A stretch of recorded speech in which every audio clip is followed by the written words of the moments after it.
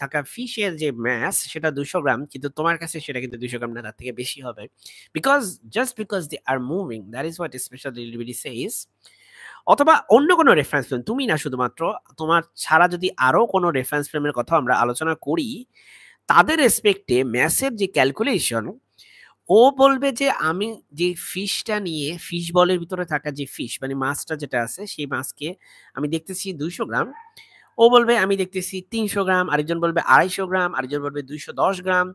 So এক একজনের measurement এক এক রকম হবে। ম্যাথের বেলায় এটা হচ্ছে সেই ম্যাথ, এই এম বলতে সেটা বোঝায় যেটাতে কেউ এগ্রি করে না, মাই ডিয়ার স্টুডেন্টস, যেটাতে কেউ এগ্রি করতেছে না। এক একটা ইনার্শিয়াল রেফারেন্স ফ্রেমের কাছে এম এর ভ্যালু এক এক রকম। ঠিক আছে, বুঝতে পারছো? আর এম নট মানে কি, এটাকে আমরা বলি প্রপার ম্যাস, মানে হচ্ছে অ্যাকচুয়ালি যে এই এক্সপিরিয়েন্সটা করে, যার সাথে এই ভ্যালোসিটির এক্সপিরিয়েন্সটা হয়, বেসিক্যালি তার রেফারেন্স ফ্রেম থেকে মাপা হচ্ছে mass. So this is what we call rest mass, and this is called uh, moving mass. Anyway, there is nothing moving here. Basically, এটা এই টার্মগুলো ইউজ করাও কনফিউজ করে স্টুডেন্টদেরকে। এনিওয়ে, সো আমরা যেটা করবো যে আমরা এটার সাথে গুণ করব, গুণ করলে এখানে থাকবে এম নট, দেন আমরা হচ্ছে স্কোয়ার করবো দুই পাশে, দেন জাস্ট সিম্পল কিছু ম্যাথমেটিক্যাল ক্যালকুলেশন করে আমরা হচ্ছে এই লাইনে চলে আসবো। এখানে খুব একটা কঠিন কোনো কিছু আমরা করি নেই, আশা করি বোঝা যাবে নিজে নিজে করলেই। এম নট স্কোয়ার এটা হচ্ছে fixed, as I said earlier. So measurement proper math যেটা, সেটা হচ্ছে ফিক্সড, দ্যাটস ফিক্সড। সো কেন? কারণ যদি এই যে মুভ করতেছে, এই যে অ্যাস্ট্রোনট, তার ওজন হচ্ছে, সরি ভর হচ্ছে 50 কেজি, সে যে মুভ করতেছে স্টিল সে দেখবে তার ভর হচ্ছে 50 কেজি। নিজে দেখবে যদি নিজে মেজার করে, হ্যাঁ, তার ভর হচ্ছে 50 কেজি।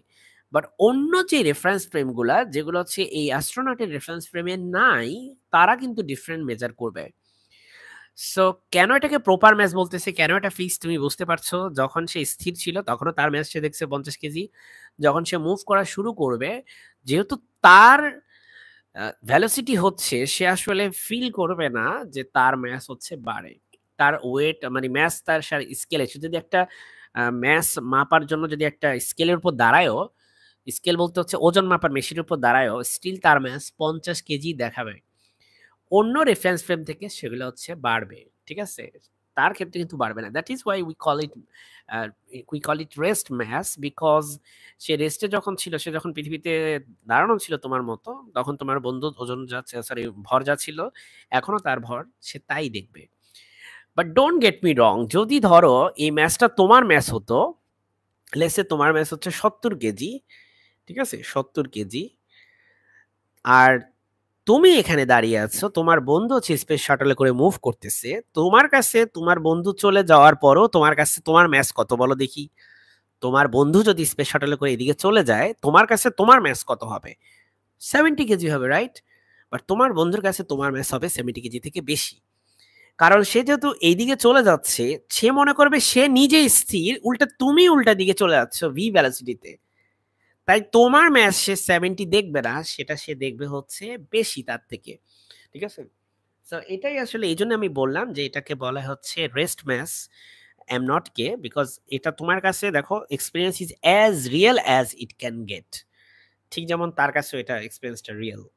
আই ডোন্ট নো আমি কতটুকু বোঝাতে পারলাম এখানে, but let's to the derivation, because আমাদের জন্য এখন আমাদের তো উদ্দেশ্যটা হচ্ছে এই ম্যাথ করার, ডেরিভেশনটা তাড়াতাড়ি করে ফেলা। ধরো নেক্সট লাইনে আমরা কি করতেছি দেখো।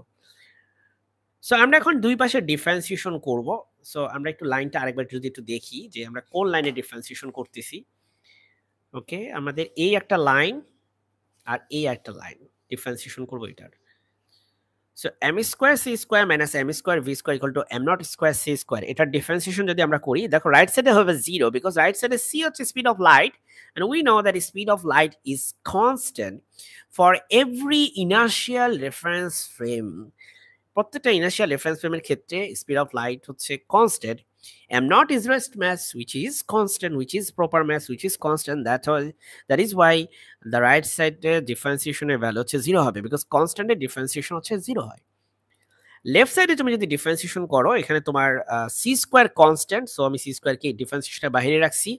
এম স্কোয়ারের ডিফারেন্সিয়েশন করলে আমরা জানি হয় 2m, আর এম এর ডিফারেন্সিয়েশন হচ্ছে ডিএম, হ্যাঁ ডিএম, বা বা এটাকে আমরা বলতে পারি ডিফারেনশিয়াল এলিমেন্ট অফ এম।